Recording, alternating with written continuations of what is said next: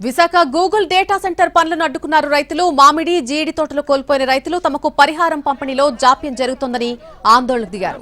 ఆనందపురం మండలం తర్లివాడ దగ్గర ఈ నెల 28న గూగుల్ డేటా సెంటర్ కు శంకుస్థాపన చేసేందుకు సన్నాహాలు జరుగుతున్నాయి.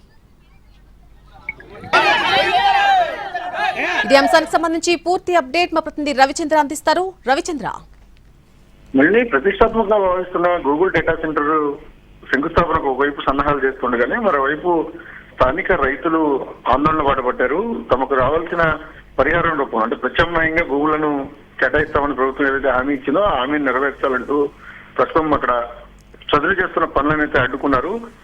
దాదాపు 500 మందికి పైగా రైతులు 2000 సంవత్సరం నుంచి ఇక్కడ జీడి మామిడి తోటలతో పాటు ఇతర ఫలసాయ పంటలను కూడా సాగు చేసుకుంటున్నారు. వాటితో చర్చల సమయంలో కొంత హామీని ప్రభుత్వం ఇచ్చింది. ప్రత్యామ్నాయంగా 3 సెంట్లు అభివృద్ధి చేసిన భూములను ఇస్తామని ప్రకటించారు. ఆ మేరకు భూములను తమకు హ్యాండ్ ఓవర్ చేయకుండా పనులు చేయవద్దంటూ కూడా రైతులు ఆందోళన చేశారు. వారిని సర్ది చెప్పే ప్రయత్నాన్ని స్థానిక పోలీసులు చేస్తున్నారు.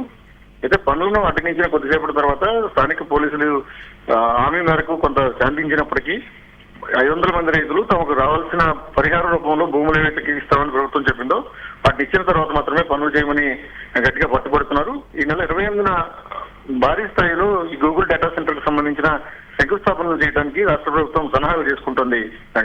Right Ravichandra, thank you.